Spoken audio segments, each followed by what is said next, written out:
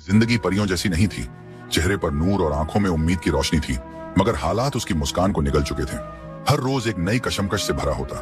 बीमार माँ की देखभाल, सूने बर्तन, टूटी छत और दिल में जलती उम्मीद की धीमी लौ।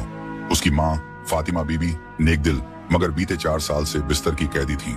दवाओं के लिए पैसे नहीं, कोई रिश्तेदार पास नहीं आता, घर का खर्चा चलाने का कोई जरिया नहीं था। कई रातें खाली पेट गुजरती, लेकिन नूर कभी भी अपने रब से शिकवा नहीं करती। हर सुबह फज्र की अजान पर उठती, अपने पुराने जानामाज पर सजदा करती और फिर तिलावत करती। उसकी दुआओं में एक ही आवाज उठती, या रब, मेरी माँ को सेहत दे और हमें पाक रोजी का जरिया अता कर। गांव में लोगों ने उसे तरह तरह की राहें दिखाई। किसी ने शादी का झांसा दिया तो किसी ने नौकरानी बनने की पेशकश। बट नूर का जवाब एक ही होता, मेरे रब की तदबीर सबसे बेहतर है, मैं अपना सब्र नहीं बेच सकती। एक दिन गांव की एक बूढ़ी औरत ने बताया कि जंगल के किनारे एक पुरानी हवेली है। वहां मालिक शहर में रहते हैं और काम के लिए कोई नहीं, मेहनत का अच्छा पैसा भी मिलता है। नूर ने माँ की आंखों में झांका, वहां बेबसी और दर्द का समंदर था। उसने सोच लिया, अगर उस हवेली में कोई शैतान भी हो तो भी अल्लाह का कलमा और तिलावत मेरे साथ है। माँ से रजामंदी ली, 2 सूखी रोटियां और जेब में एक छोटी सी कुरान रखी और निकल पड़ी एक ऐसे रास्ते पर जो उसके सब्र और ईमान की सबसे कठिन परीक्षा बनने वाला था। यह हवेली कोई आम इमारत नहीं थी, नाम था शमसी हवेली, जो कभी नवाब जैनुल आबिदीन शमसी की शानदार रिहाइश हुआ करती थी। कोई 100 साल पहले यह गांव की सबसे आलीशान जगह थी। संगमरमर की दीवारें, झूमर, बाग बगीचे, फव्वारे। नवाब की एक ही बेटी थी, जुलेखा। नायाब हुस्न, मगर उतना ही घमंड। जब उसकी शादी एक गरीब शरीफ लड़के से तय हुई जो उसे पसंद नहीं था, तो उसी रात जुलेखा ने खुद को हवेली के ऊपरी कमरे में बंद कर लिया। सुबह उसका शव झूमर से लटकता मिला, चेहरे पर गुस्से की लकीरें, मानो मरकर भी किसी से नफरत कर रही हो। इसके बाद हवेली में अजीब घटनाएं होने लगी। नौकर गायब होने लगे, कुछ पागल हो गए और कुछ जंगलों में बड़बड़ाते भटकते पाए गए। बुजुर्ग कहते हैं कि हवेली की दीवारों में किसी ने जिन्नात को काले इल्म से कैद किया था। कई लोगों ने रात में किसी लड़की की रोने की आवाजें सुनी। कुछ ने झरोखों में सफेद कपड़े पहने एक साया देखा। बच्चे उस रास्ते से गुजरते नहीं और बड़े दूर से सलाम करके निकलते हैं। कोई वहां टिक नहीं पाया, लेकिन नूर ने सब सुनकर सिर्फ इतना कहा, अगर यह हवेली जिन्हों की है तो मेरा रब रब्बुनास, मलिकुनास, इलाहिनास है। और उसी यकीन के साथ वो उस हवेली के फाटक से दाखिल हुई, जहां दीवारों की दरारों में वक्त जम चुका था और हवाओं में अब भी जुलेखा के शिकवे भटकते थे। मगर हवेली का असली डर एक ऐसे साए में छुपा था जिसका नाम था कामिल। ना पूरा जिन्न, ना पूरा इंसान। वह उन पाक जिन्नात में से था जो अल्लाह की इबादत में मग्न रहते थे, जिनके लिए जन्नत की राह खुली होती थी। मगर सदियों पहले एक इम्तिहान ने उसे गिरा दिया। उसे एक इंसानी लड़की से रूहानी मोहब्बत हो गई थी, लेकिन वो लड़की किसी और के निकाह में चली गई। कामिल ने रब से सवाल किया, मुझे इश्क क्यों दिया अगर उससे मिलाया नहीं? बस यही शिकायत उसे अलौकिक दर्जे से गिराकर इब्लीसी जुनून की हद तक ले गई। उसने शमसी हवेली की ओर रुख किया, जहां पहले ही जुलेखा की बद्दुआ ने हवेली को मनहूस बना दिया था। कामिल अब वहां तन्हा भटकने वाला एक रूह था, टूटे हुए दिल की परछाई। फिर आई नूर, उसकी आवाज, उसकी तिलावत, उसका सब्र, ये सब कामिल के बिखरे वजूद को ठहराव देने लगे। वो हर दिन छुप कर देखता, जब वो माँ के लिए तस्बीह पढ़ती, जब कुरान की आयतें बुदबुदाती, जब रात में आंसुओं से दुआ मांगती। कामिल को एहसास हुआ कि यह मोहब्बत जिस्म की नहीं, रूह की प्यास है। मगर अल्लाह की बंदी से एक जिन्न की मोहब्बत, क्या ये इश्क पाक है या एक और गुनाह? इस उलझन में फंसा कामिल इस बार मोहब्बत को हर हाल में हासिल करना चाहता था, नूर के लिए नहीं, खुद के खालीपन को भरने के लिए। यहीं से एक ऐसा सफर शुरू हुआ जहां इंसान और मखलूकात के बीच की सरहदें धुंधली होने लगी। नूर को हवेली में आए कुछ ही दिन हुए थे, लेकिन कामिल की दीवानगी हर रोज तेज होती जा रही थी। वो उसके हर लम्हे के आसपास था, लेकिन दिखाई कभी ना देता। उसका इश्क डर का नहीं, बल्कि राहत का था, इबादत जैसी मोहब्बत। एक रात नूर माँ की दवाई के लिए रो रही थी, तभी अलमारी अपने आप खुली और एक थैली जमीन पर गिरी। सोने के सिक्के थे। नूर घबरा गई। वो जान चुकी थी कि ये इंसानी कर्म नहीं। डरी हुई आवाज में कुरान की आयतें पढ़ने लगी, लेकिन सिक्के वहीं पड़े रहे। उसी रात उसे ख्वाब में एक आवाज सुनाई दी, ये तेरे लिए है नूर, बस एक बार हाँ कर दे, तेरी और तेरी माँ की सारी तकलीफें खत्म हो जाएंगी।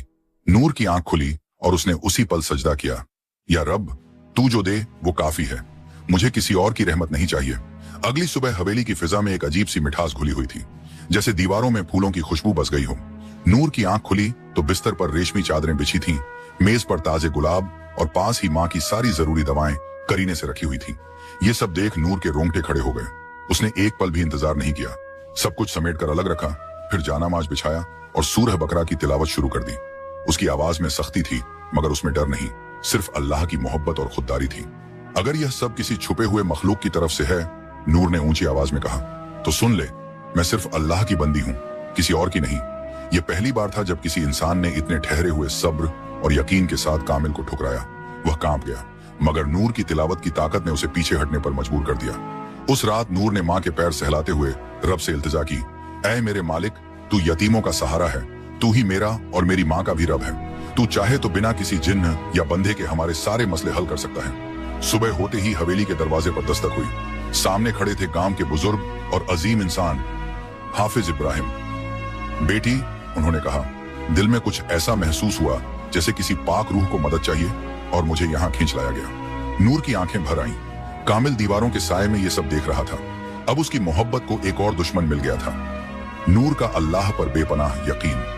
नूर ने हाफिज साहब को सब कुछ बता दिया। सपनों में आती आवाजें, अपने आप खुलती अलमारी, गिरते सोने के सिक्के, रेशमी चादरें और दवाएं। हाफिज साहब ने लंबी सांस ली, फिर बोले, बेटी, तेरा ये इम्तिहान सिर्फ तेरा नहीं, ये हर उस मोमिन का इम्तिहान है जो तवक्कुल के मायने समझे बिना घबरा जाता है। उन्होंने नूर को समझाया कि तवक्कुल का मतलब सिर्फ दुआ करना नहीं, बल्कि यह यकीन रखना है कि मदद सिर्फ वहीं से आएगी जहां से कोई सोच भी नहीं सकता, सीधा अल्लाह की तरफ से। नूर ने अश्कों के साथ सिर झुका दिया। फिर उन्होंने उसे वसवसों और शैतानी चालों से बचने का तरीका बताया। जब कोई खौफनाक साया महसूस हो या कोई लालच तेरा दिल बहकाए, औजु बिल्लाहि मिन अश-शैतानिर राजीम पढ़ना, सूरह फलक और सूरह नास की तिलावत करना। इन्हें मुअज्जहतैन कहा जाता है, हर बुराई से पनाह देती है। उन्होंने एक छोटी सी तस्बीह नूर को थमाई। जब भी डर लगे 33 बार या हफीजू और 33 बार या मुतकब्बिरू पढ़ा करो। अल्लाह तुझे ऐसी हिफाजत में ढाल देगा जिसे कोई जिन्न या शैतान पार नहीं कर सकेगा। नूर ने पूछा, मगर हाफिज साहब, क्या जिन्न वाकई होते हैं? क्या वो हमें नुकसान पहुंचा सकते हैं? हाफिज इब्राहिम मुस्कुराए और बोले, बिल्कुल बेटी, कुरान में जिन्न का जिक्र साफ साफ मौजूद है। पूरी एक सूरह है, सूरह जिन्न। रसूलुल्लाह सर्च ने भी उन्हें कुरान सुनाया था। लेकिन जो जिन्न शैतान के रास्ते पर होते हैं, वो इंसानों को फुसलाकर बहकाते हैं। फिर उन्होंने हदीस सुनाई, शैतान इंसान की रगों में खून की तरह दौड़ता है, मगर जिक्रुल्लाह उसकी जगह नहीं रहने देता। इसके बाद नूर ने हवेली के हर कमरे में सूरह बकरा की तिलावत शुरू कर दी। कामिल अब हर रोज ये अल्फाज सुनता। उसका दिल एक तरफ जलने लगा, मगर साथ ही एक अजीब सी ठंडक भी महसूस होती। उसे पहली बार महसूस हुआ कि अगर नूर की मोहब्बत चाहिए तो उसे उसके रब से लड़ना नहीं पड़ेगा, बल्कि उसके रब को समझना मन होगा। गांव की मस्जिद के करीब एक पुराने पेड़ की छांव में अक्सर एक बुजुर्ग तस्बीह फेरते नजर आते थे। वही थे हाफिज इब्राहिम।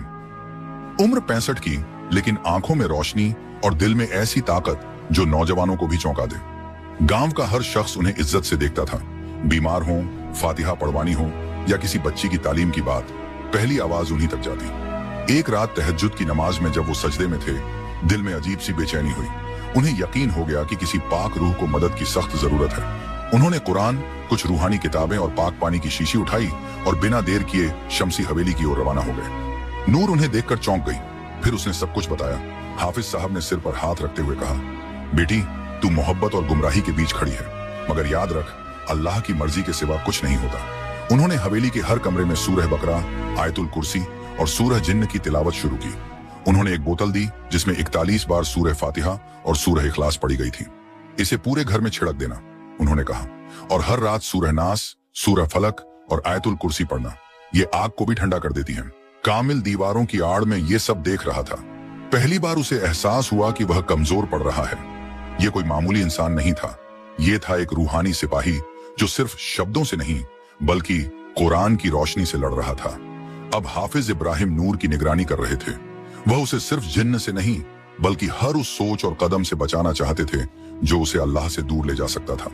नूर, उन्होंने कहा, तेरा असली मुकाबला सिर्फ कामिल से नहीं, तेरे अपने नफ्स से है। मोहब्बत को रोशनी तभी मिलती है जब अल्लाह की रजा उसमें शामिल हो। अब हवेली दो हिस्सों में बंट गई थी। एक तरफ कामिल की दीवानी मोहब्बत और दूसरी तरफ कुरान की हिफाजत में तिलावत करती नूर और उसके साथ खड़े हाफिज इब्राहिम। लेकिन हवेली से दूर गांव के उस मिट्टी के घर में एक माँ फातिमा बीवी हर रात सजदे में गिरकर अपनी बेटी की सलामती की दुआ कर रही थी। नूर के जाने के बाद से उन्होंने खाना कम और सजदे ज्यादा कर दिए थे। या रब, मेरी बेटी तेरा नाम लेती है, तेरी किताब से मोहब्बत करती है, मैंने उसे तेरे हवाले किया है, तू उसे हर गुमराही से बचा ले। एक रात जब नूर हवेली के अंदर तिलावत कर रही थी और कामिल एक दीवार की ओर से उसे निहार रहा था, उसे अजीब सी कंपन महसूस हुई, जैसे कोई रोशनी जो हवेली की रूह को छू गई हो। उसी वक्त गांव में फातिमा बीवी सजदे में थी और अल्लाह से कह रही थी, अगर मेरी जान मेरी बेटी की हिफाजत की कीमत है तो तू मुझे उठा ले, मगर उसे हर बुराई से महफूज रख। कहते हैं माँ की सच्चे दिल से निकली दुआ तकदीर का नक्शा बदल सकती है। उस रात कामिल को पहली बार एहसास हुआ कि नूर अकेली नहीं है, वो अपनी माँ की दुआओं की ढाल में है। वो उस अल्लाह के करम में है जिससे सीधा रिश्ता कोई और नहीं, एक माँ रखती है। अगली सुबह नूर ने हवेली की खिड़की से एक नूरानी रोशनी सी देखी। उसके दिल में अजीब सा इत्मीनान उतरा। उसने कुरान की आयत दोहराई, उज्कुरूनी अज़कुरकुम, मुझे याद करो मैं तुम्हें याद करूंगा। अब कामिल की मोहब्बत